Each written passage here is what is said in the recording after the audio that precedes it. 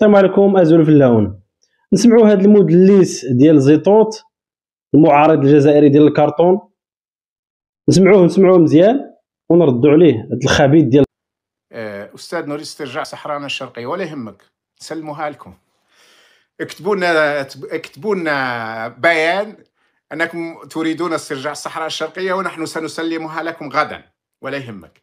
خليك يا ذبابه، هذا الذباب اللي راح تدير المخابرات المغربيه وربما حتى المخابرات الاماراتيه خاصه، اللي تريد ان تشعل حرب بين الجزائريين والمغاربه. قضيه الصحراء الشرقيه هذه راهو الجزائريين مستعدين ان يقاتلوا الى يوم الدين.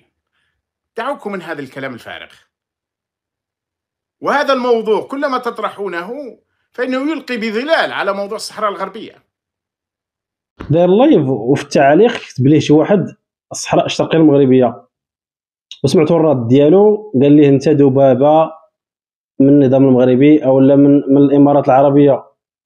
يعني اي مغربي هضر على واحد الحاجه كتخص بلادو هو ذبابه.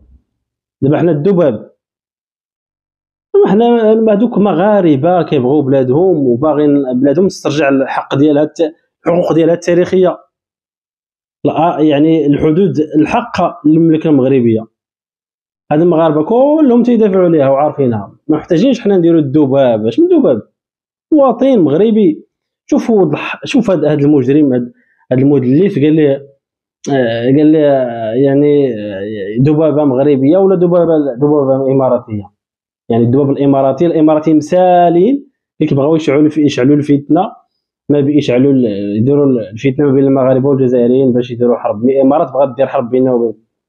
شوف هذا المدلس هذا على الامارات. هاد 50 عام اللي نتوما باغيين تقسموا لينا بلادنا على الامارات اللي دارت هذا الشيء، على الامارات اللي قطعت علينا الغاز اللي دايز من ديالنا، دايز الاسبانيه ديالكم ودايز من عندنا.